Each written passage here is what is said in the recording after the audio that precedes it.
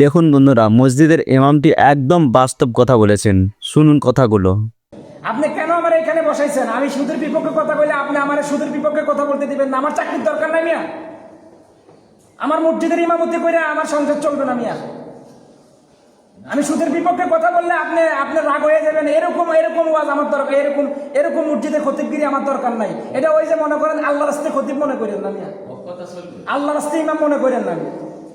এক মসজিদ থেকে চাকরি গেলে হাজার মসজিদে ওয়েট করবে ইনশাআল্লাহ। আপনার যোগ্যতায় আপনাকে বলে দিবে আপনি কোন জায়গায় যাবেন। তাই হক কথা বলতে হবে। সমাজের ইমামরা আজকে সমাজের মধ্যে বেহায়াপনা বেড়ে গেছে, জেনা বেড়ে গেছে, ব্যভিচার বেড়ে গেছে, বাবাখোর বেড়ে গেছে, জেনা করবে বেড়ে গেছে। একমাত্র ইমামরা সচেতন নাই।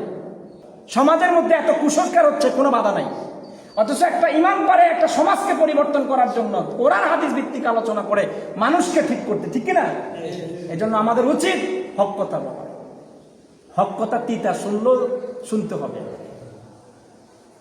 আজকে কেন এত দুঃখ নিয়ে আমি কথাটা বলছি, একেবারে কষ্ট নিয়ে কথা বলছি, কারণ আমিও গুনাহগার হয়েছি। গ্রাম অঞ্চলের মসজিদ গুলারে খালি রেখা আপনি শহরে এতেকাফে বসছেন। কেন বসছেন?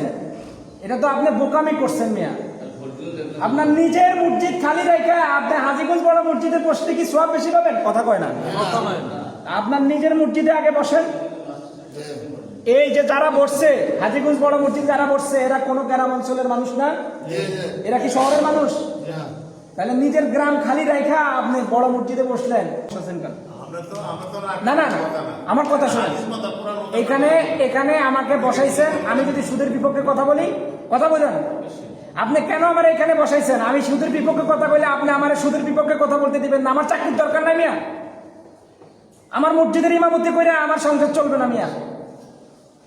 আমি সুদের বিপক্ষে কথা বললে আপনি রাগ হয়ে যাবেন। এরকম এরকম ওয়াজ আমার দরকার, এরকম এরকম মসজিদে খতিবগিরি আমার দরকার নাই। এটা ওই যে মনে করেন